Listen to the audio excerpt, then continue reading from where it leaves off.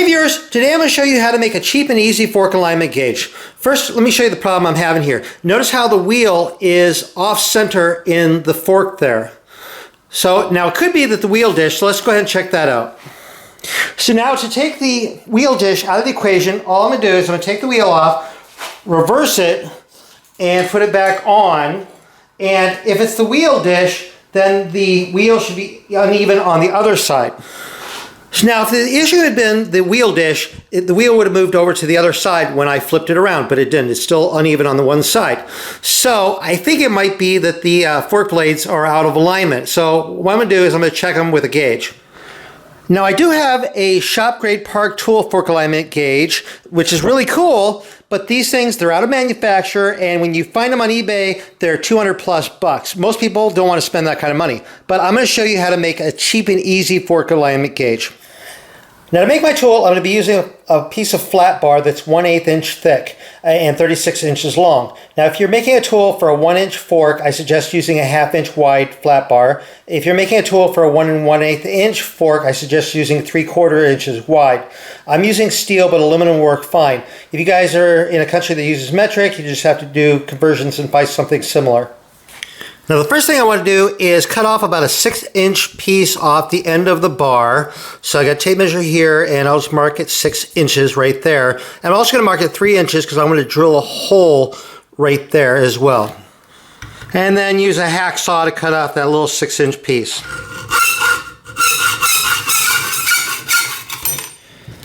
The next thing is I want to get a screw with a nut and a washer. The size is not that critical. I want the screw long enough that it can go through both pieces of bar to hold them together. And I want the diameter of the screw not to be so big that I have to drill like a huge hole down through the bar because it's only 1/2 inch wide.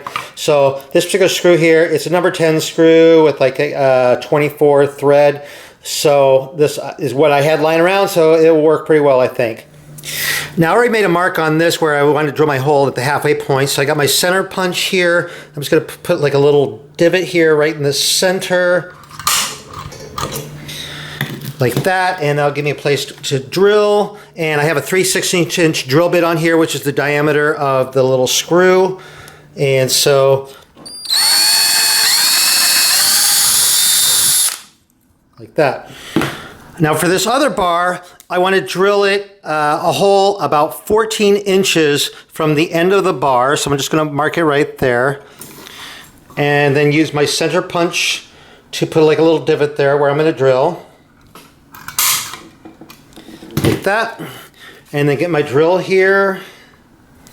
And then drill into this. Like that. Now to assemble our tool, we just take the two pieces of bar like this, put them together, put the screw through them, slide a washer on, slide the nut on, tighten it down, like that. So now we want these two bars to be square to each other, so what I'm going to do is I'm going to take a square, set it on here, get it all lined up, and then tighten this nut down.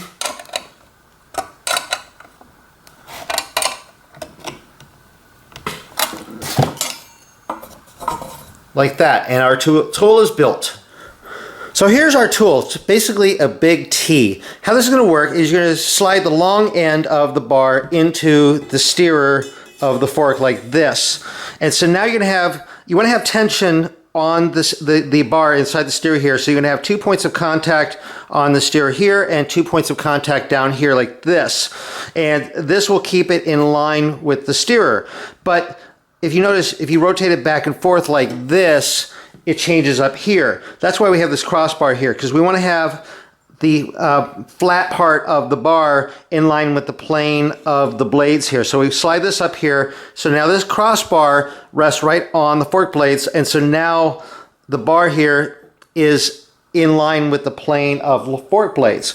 So now if this is in line here and this is in line here, this part of the tool here should lie equally right between the dropouts. Let's go ahead and take a look here. So now, if I go ahead and measure from the inside of the dropout to the edge of the bar here, it goes like right this, it looks like it's about 44 millimeters on this side. And if I go over to this side here, it's about 44 millimeters on this side. So this fork is in pretty good alignment. Okay, now let's try the tool on the Cannondale that I showed you earlier. I didn't need to remove the fork from the frame. I did remove the stem out of there, and I had to remove the brakes. There was a reflector on there, you gotta remove it. It's just so that the tool can fit up through the steer.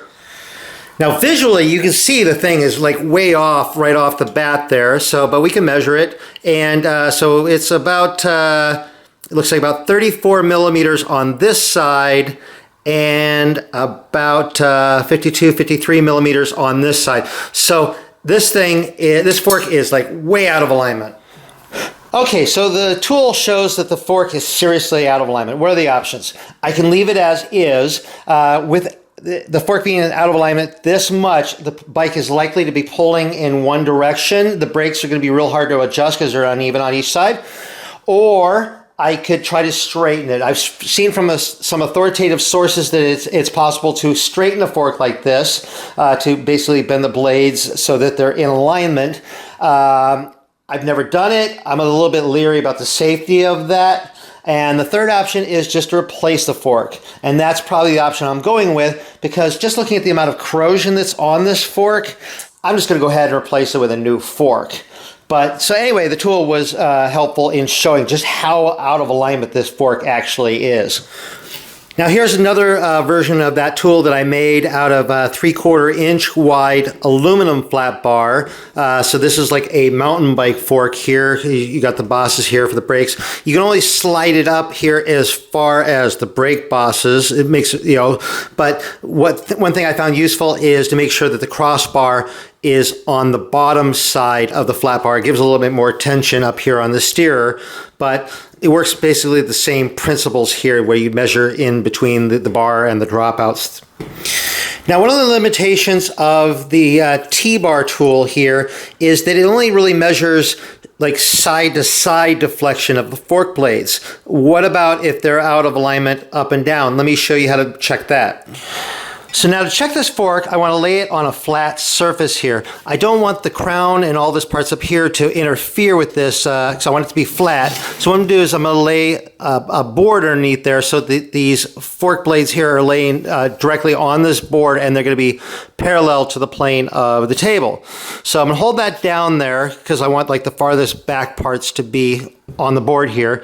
And now I can measure from the tabletop to the bottom of the dropouts. Now, if the fork were good alignment this way, they should be even there. So if I measure over here, that's about 58 millimeters from the tabletop to the bottom of the dropout here. And if I measure over here, this is about 50 millimeters from the tabletop to the bottom of the dropout here. So this blade over here is bent a little bit forward there. So I don't know if you can see it here, but it's bent just slightly forward. So this fork is bad. So now, are these T-bar gauges going to be as accurate as a professional alignment gauge? No. But are they going to be accurate enough? In probably a lot of cases, yeah, they will be accurate enough. Now, one of the limitations is I showed using them on a threaded fork where I put the tool through the steerer. On a threadless fork, you'd have a star-spangled nut in there, which won't allow you to put the tool through there unless you remove the star-spangled nut. So that's one limitation on that.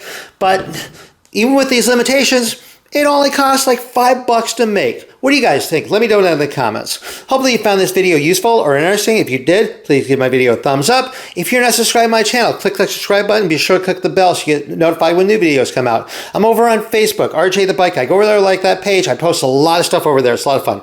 Anyway, thank you guys very much for watching.